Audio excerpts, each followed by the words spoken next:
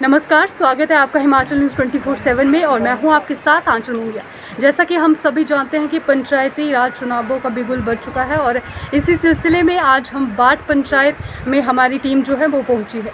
तो आज हमारे साथ एक वरिष्ठ नागरिक जुड़ चुके हैं जो कि आपको बता दें कि ये 15 सालों से इस पंचायत में अपनी सेवाएँ दे चुके हैं।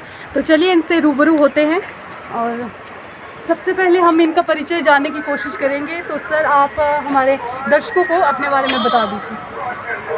मेरा नाम मोतीराम है। प्रधान ग्राम पंचायत वार्ड से सेवा के लिए अपना नामांकन पत्र भर चुका हूँ। तो 15 साल पहले मैंने पंचायत में पूरा पंचायती प्रधान व प्रधान का पद ग्रहण किया था, वो कार्यभार संभाला था। तो अब फिर इस बार मैं दोबारा फिर पंचायत में आ रहा हूँ।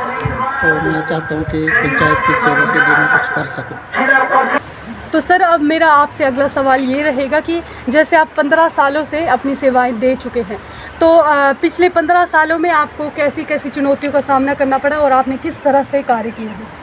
देखिए, 15 साल में जो पहले जो होता था तो पैसा नहीं होता था पंचायत में, पैसा बहुत कम होता था। पंचायत कार्य करने के लिए रजिस्टर तक के भी नहीं होते थे। अपना खर्चे पर कागज़ भी अपने खर्चे पर लेने पड़ते थे, सब सामान स्टेशनरी वगैरह।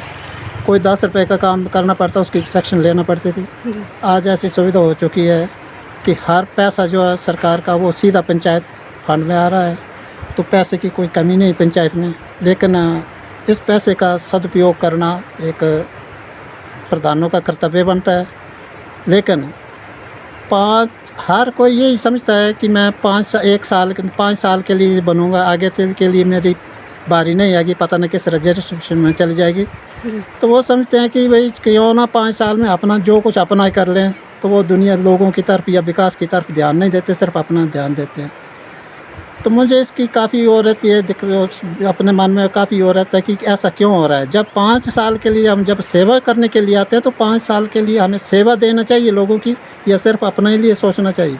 तो इस मुद्दे को लेकर मैं उस विश्वास को लेकर मैं कि एक बार मैं फिर इसमें अपना भाग्य आजमाऊँ और लोगों को आम लोगों को ये एहसास हो जाए कि ये 5 साल के लिए ये होते हैं। ये अपने लिए नहीं होते हैं, ये पब्लिक के लिए होते हैं और जनता के लिए होते हैं, सेवा के लिए होते हैं।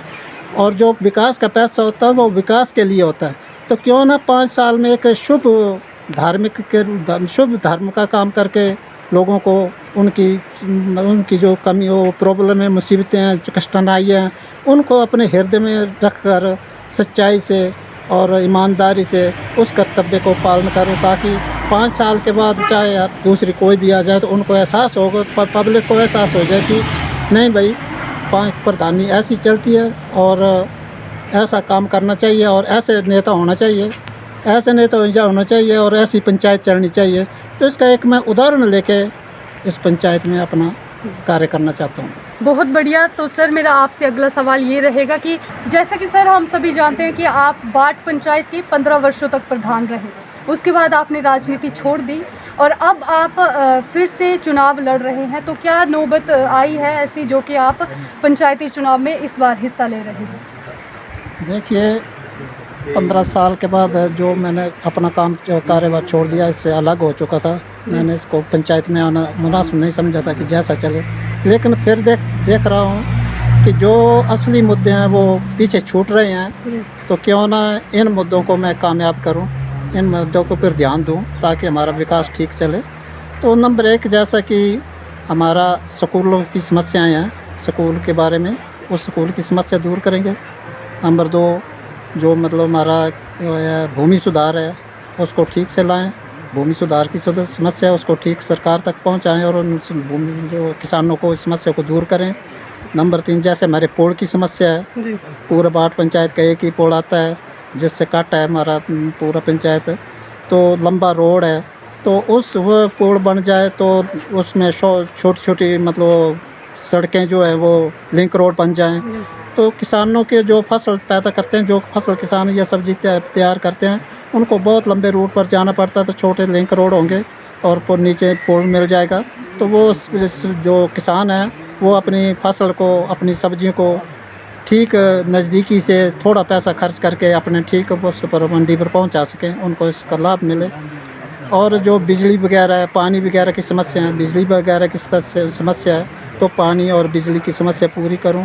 और जो किसान जो लोग हैं बेचारे, जैसे कि ओल्ड वृद्ध लोग हैं, उनका सहारा कोई नहीं होता लगभग, तो उन वृद्धों के लिए जो वृद्ध पेंशन वगैरह होती है, उनकी उसको लेकर मैं सरकार तक पहुंचने के उसकी कोशिश करूंगा और उनको सहयोग देने की कोशिश करूंगा।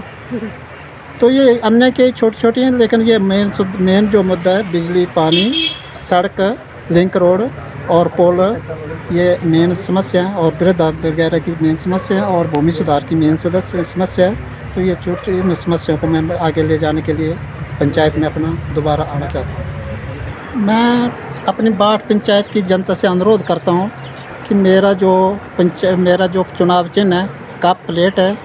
अगर बाट पंचायत की जनता कप और प्लेट पर अपना मेरे चुनाव चिन्ह पर मोहर लगाकर मुझे कामयाब करते हैं, तो जितने भी रुके हुए विकास के कार्य हैं, मैं उन कार्य को लेकर आगे बढ़ूं और आपकी समस्या को दूर कर सकता हूं। इससे पहले कि हम इस वार्ता को ख़त्म करें सर, आपसे मेरा आखिरी सवाल ये रहेगा कि ओल्ड पेंशन स्कीम के बारे में आपकी क्या राय है? मेरी ओल्ड पेंशन स्कीम के बारे में ये राय है कि मैं इसके ऊपर काफ़ी ध्यान दूंगा, काफ़ी मेहनत करूंगा और ओल्ड पेंशन की स्कीम को मैं जितनी भी ओल्ड पेंशन है वो मैं लेकर उसकी समस्या को लेकर मैं सरकार तक पहुंचाने की कोशिश करूंगा। तो आपने देखा दर्शकों, ये थे हमारे साथ मोतीराम जी, जिन्होंने 15 वर्षों में अपनी सेवाएं इस पंचायत में दी है। तो जाते जाते हम एक बार इनसे पूछ लेते हैं कि ये दर्शकों को क्या संदेश देना चाहते हैं। मैं दर्शकों को ये संदेश देना चाहता हूँ कि सच्चाई और ईमानदारी से अगर काम करें, हर कोई सच्चाई और ईमानदारी को समझे और सच्चाई और ईमानदारी को लेकर चलें, तो ये हमारा देश क्यों ना आगे बढ़े, ये हमारी पंचायत क्यों ना आगे बढ़े। इस बार जो लोग चुनाव में हिस्सा ले रहे हैं, उनको आप क्या संदेश देना चाहते हैं? मैं ये संदेश देना चाहता हूँ कि नोट और शराब को छोड़कर नोट और शराब के सारे वोट ना दें, वोट दें ईमानदारी का, सच्चाई का और ईमानदारी देखकर जो ईमानदारी लगती है जिसके पास है और सच्चाई लगती है उसे वोट दें। यदि आपने हमारे फेसबुक पेज को फॉलो नहीं किया है तो जल्दी से कर लीजिए ताकि लेटेस्ट अपडेट आप तक सबसे पहले पहुंच सके।